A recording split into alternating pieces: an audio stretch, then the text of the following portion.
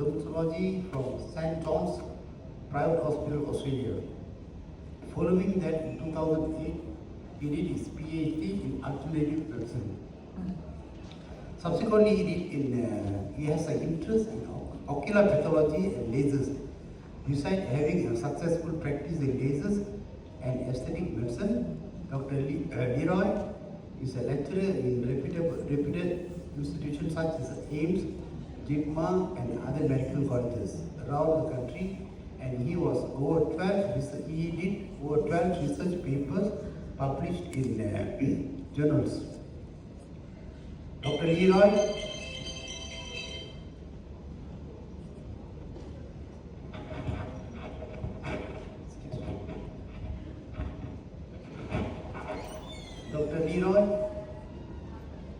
Dr. Leroy, sorry, sound effect. Okay. Dr. Leroy is the first doctor to introduce PRP in India. He is also a pioneer in PRP and for the use of advanced cell therapy for treating from facial and body rejuvenation to sports injuries. Okay. Dr. Leroy is continuously doing a research and development new treatment and cures. His goal are to provide holistic therapy through a combination of traditional and modern medicine.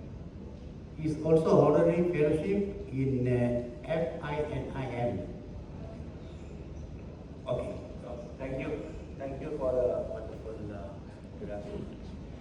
And good afternoon, everyone. And I know this is after the lunch, so we are put on off the light. See, if you want to sleep, you can sleep. You can sleep. I recommend this is a book of mine, which will be published, and once it's published, then you can order. It will take some time, maybe about 6 months to be available worldwide, and you can put the slide. And you can put the slides. Sure. And I advise, a lot of people come to us with first slide. It's on the light. First, yeah. A lot of people come to us with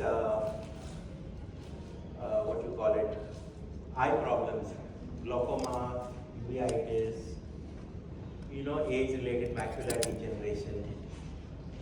I suggest that if you wish, you can close your eyes and listen to the lecture, or if you wish, you can open your eyes and see. Because when you close your eyes, you see darkness. And what is darkness? Darkness is defined as the absence of light. So when you live in the absence of light, or you live in dim light, only then you understand the value of your eyes and the value of light that there is. Now when they come to us with conditions where they say, I'm going to lose my eyes. I was once a patient who lost his eyes due to an autoimmune condition, and that's how I started going deeper and deeper into this subject. And this subject is very close to my heart. And so, we'll just start with the anatomy of the eye. So you see, this is already there. This is the external eye. And all of us study this in medical school. Okay. This is the anatomy, the cut section. You see the cornea and all these things. And the vitreous, and you can have diseases right from the lashes. Okay. That is not changing. Yeah. This is a picture of the retina, a normal fundoscopic picture of the retina. And this is how it looks normally. And I would say the eye is the window to the world and the window to your body. as a practitioner, it's always better you learn how to do normal direct fundoscopy and study the vessels, you study the optic nerve, you see the macula. These blood vessels are like a sheet of blood vessels and tells us everything that happens in the body if you know how to read it. I have diagnosed COPD by looking at the retina. You can diagnose acute pancreatitis by looking at the retina.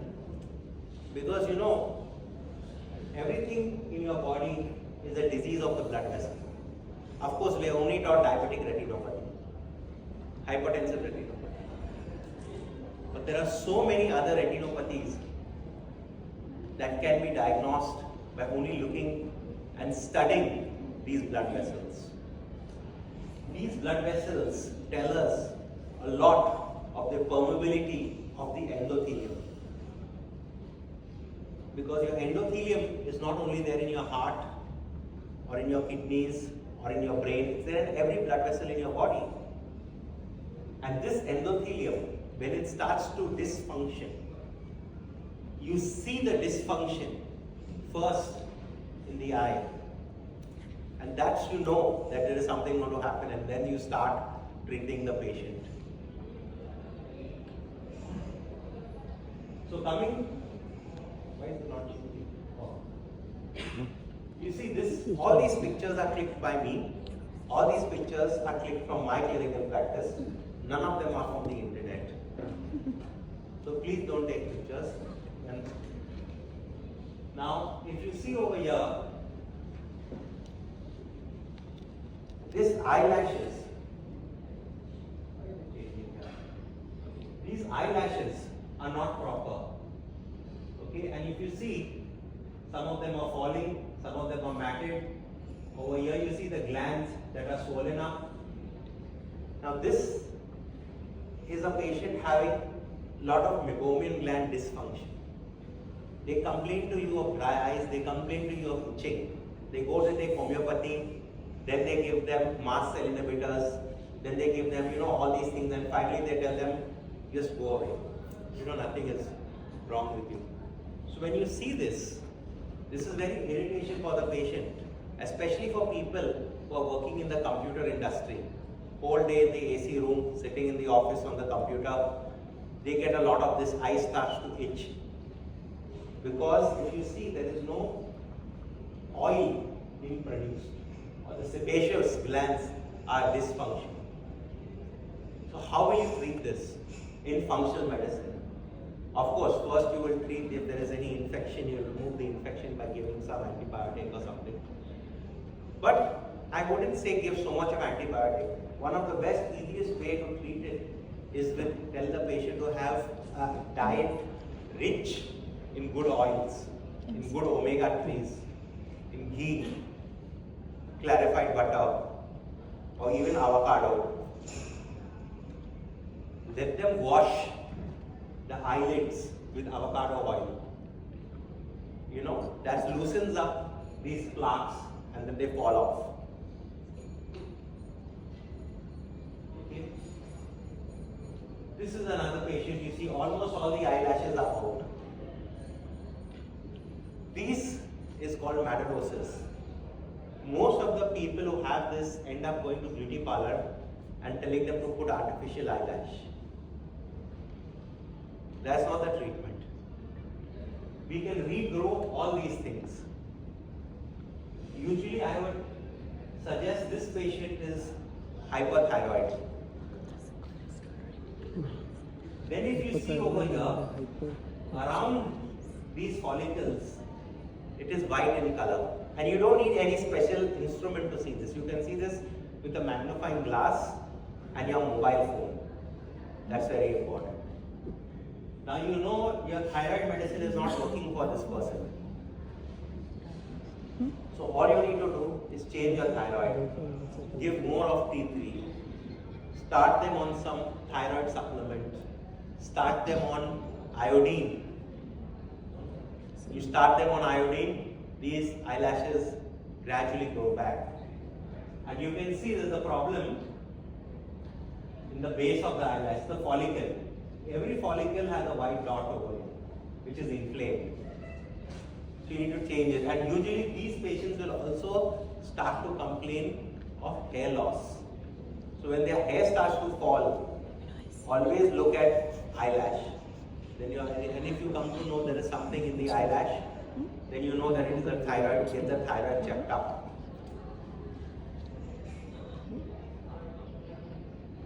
See, this condition, this patient has something over here. You know, this is pus in the anterior chamber. This sterile pus. So this patient complains of pain in the eyes.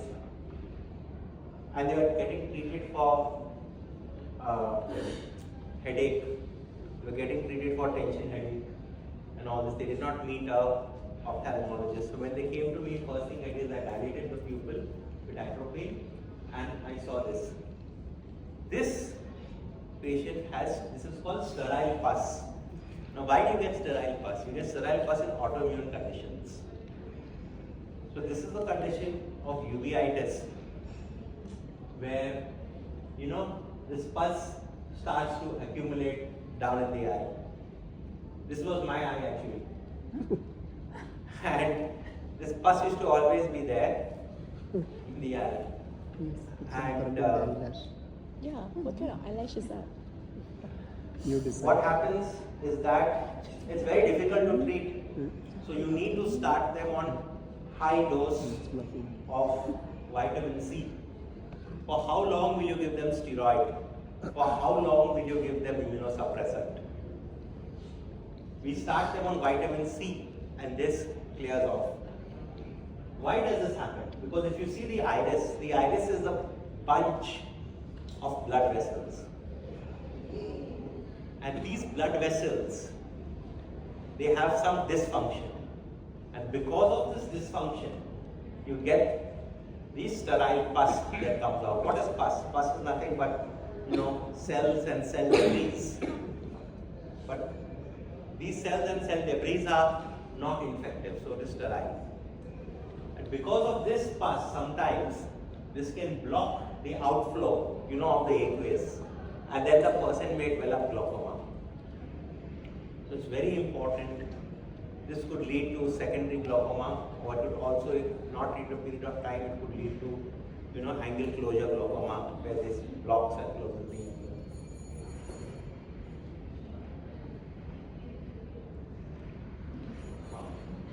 So this is another case that came. This person had some laser treatment and hypertensive, you know, you see blood vessels problem, small bleeding over here, thin wiring of the blood vessels, that means he's hypertensive. Okay, he has some drusen over here, that means he's diabetic. You see this blockage of blood vessel here? Yes. So this patient will definitely end up getting into the cardiac department and getting a stent. So we can stop this. One of the best ways, if you see this tortuous blood vessel and you see the blockage here there is a blockage, here there is a blockage, here there is a blockage. You can see? Yes. So definitely these blockages will also be there in other blood vessels. It will also be there in the heart. So that is the best thing to do. You can start in one chelation, irradiate chelation or any other chelation, and you can open out the blood vessels. Because unfortunately you cannot put bypass in the eye. If it gets blocked, all we do is do a laser and kill this part of the retina. The main part is this part is what we want to save. It gives you your central 30 degrees of vision. So it's important to see the retina of every patient. Learn how to use the fundoscope. It's not very expensive. It's about $20. You can buy it online on your Shopee website or whatever and use it.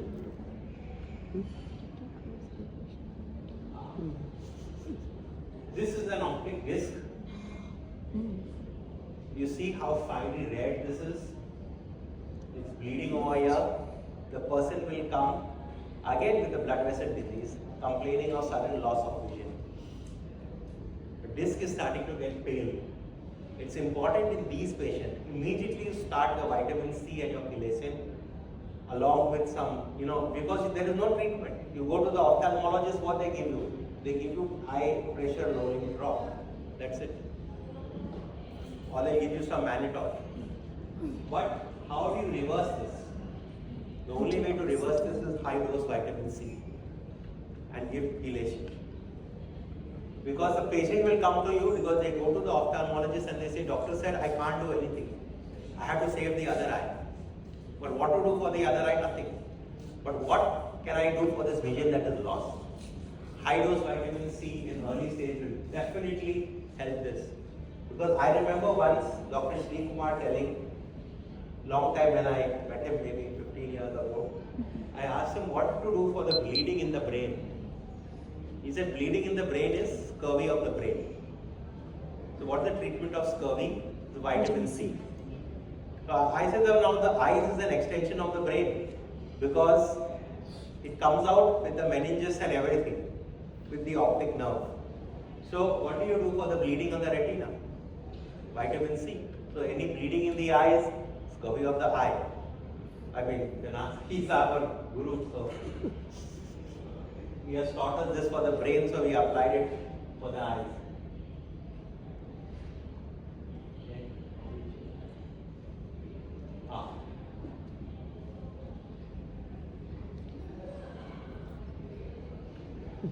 So over here you see, this person did not have any symptom. After some time they started losing their vision. So what happens over here? Here you see it is blocked. So this is central BRVO, branch vein occlusion. Okay? Branch retinal vein occlusion. So you see this vein is occluded, so there's a black flow of blood and this blood is collecting over here. There is no treatment in modern ophthalmology. The only treatment is to do lasering over here to prevent any retinal detachment, or just wait and watch. So again, vitamin C and chelation. Vitamin C and chelation will open up these things and remove the debris very fast. Because if you see, the retina has dual blood supply, one from the choroid and one from the retina. So it is a perfect place where you want to do your experiments with the blood vessels. So the more vitamin C you give,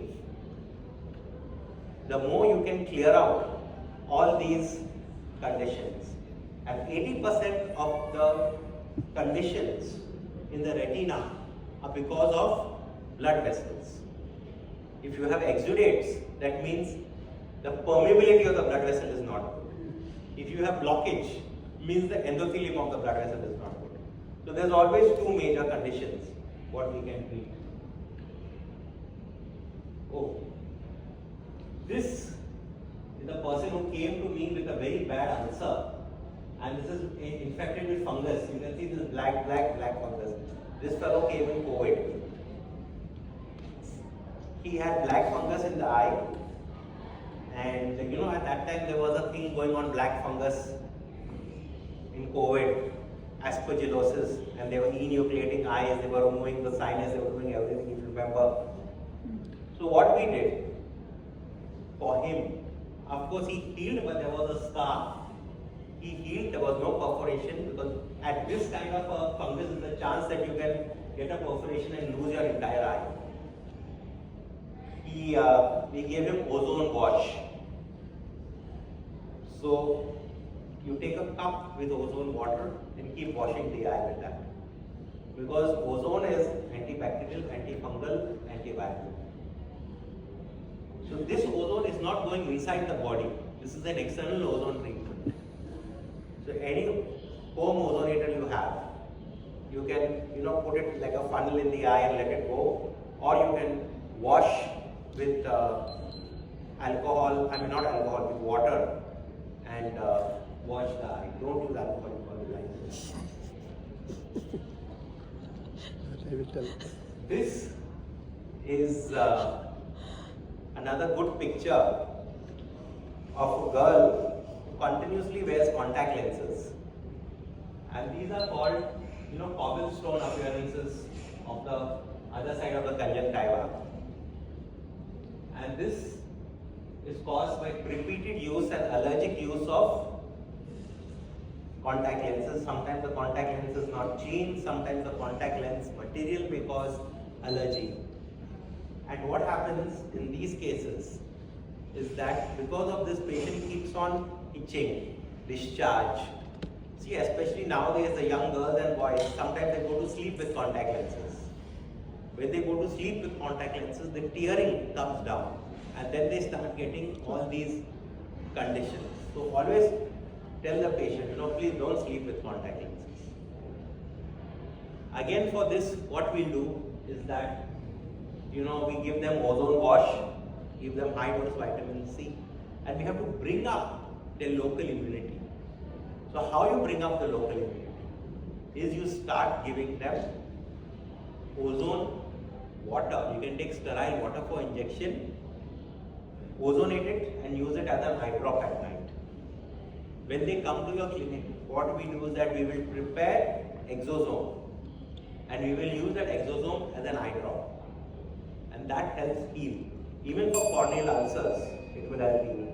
5 minutes more, I guess.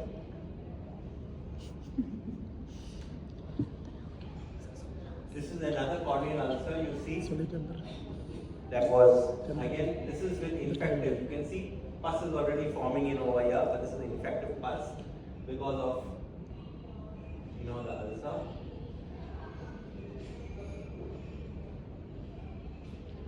This condition many people will see retinitis pigmentosa or night blindness. A lot of patients will come with retinitis pigmentosa and gradually this entire thing will become black, the black pigment, and you see the blood vessels get thinner and thinner. So, retinitis pigmentosa is a autosomal dominant trait, so more commonly in females. Now, what to do? I always start them on high dose oxygen. So I tell them, when you sleep, please sleep with oxygen concentrator beside the bed. And you start them on vitamin C, IV. Will slow down the progress of the retinitis pigmentosa. Because even though it is a genetic disease, we want to change the epigenetics. Then we give them a marigold extract. Marigold contains lutein, zeaxanthin. If the patient can eat algae, you can get something called astaxanthin from the algae. Or even the red shell of the lobster contains astaxanthin. This is a lot of brucin on the macula. This is a typical diabetic patient. This is causing the blood vessels is leaky. So the blood vessels are leaky. What will happen? You will have exudates. High chance that this patient will also have leaky gut. So you treat the leaky gut. Once you treat the leaky gut, automatically you will be able to save the central part and help him. So these dry exudates. This is a kind of difficult condition to treat because this is, if you see, there is a small blood vessel here. This is called neovascularization. The macula is already almost degenerated. This is called ARMD, age-related macular degeneration. For me, it used to be before, after 90s, then it came 70s. Now we are seeing people in 60s also having early macular degeneration. So what do you do for macular degeneration? There is no treatment for dry macular degeneration. For these blood vessels, there is a treatment, it's called Visudyne or photodynamic therapy, which is very expensive. Everyone cannot afford it. So how do you curb the blood vessels? So there are certain herbs that you can use. Cincus quadrangulus is one of them. Then you can use, again, marigold extract, or you can use marigold flowers or marigold tea. Usually all these patients are exposed to a lot of blue light. So I start them on blue light blockers. So you have a glass, it is a blue light blocking agent. And of course you want to regenerate. For regeneration, you can give stem cell if you wish. If you have access to a good stem cell, you can start that, it will definitely get better. You can start them on IV exosome because you want to preserve the surrounding of the macula. Okay, so again, this is about how marigold extract works and how marigold extract helps your retina.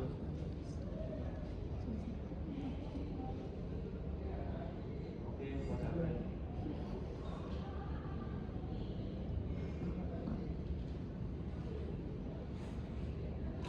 Yeah, so this is a case of branch retinal vein occlusion. So we started them on ranocurcumin, biopsy, and Vision Plus marigold, and we got almost good recovery. The next slide. Next slide is not here. Yeah, this is the slide. Okay, and if you want to be in touch, you can scan the code, and when my book is out, I will email you the book, and you can have a good review of that book, especially for glaucoma. So a lot of patients come to functional medicine, people with glaucoma, because there is no treatment. You can only preserve whatever is there, and that will nobody gives guarantee. So we start with functional medicine. You see, you can put the glaucoma picture up, the book picture. You can, we have different protocols. It's not easy to tell in 1 hour, to explain all the protocols in 1 hour. But, in the book, I'm putting up different protocols with nutraceuticals and herbal ceuticals to see how you can treat glaucoma, open angle, closed angle, whatever you need to know without any high-end instruments and all that. And thank you so much. And if you have any case or anything, please be in touch. I will be always there to guide you over the WhatsApp. I don't answer my call, or I sometimes WhatsApp after some time, but I will definitely reply within. Thank you very much. Thank you. Any Thank you. questions?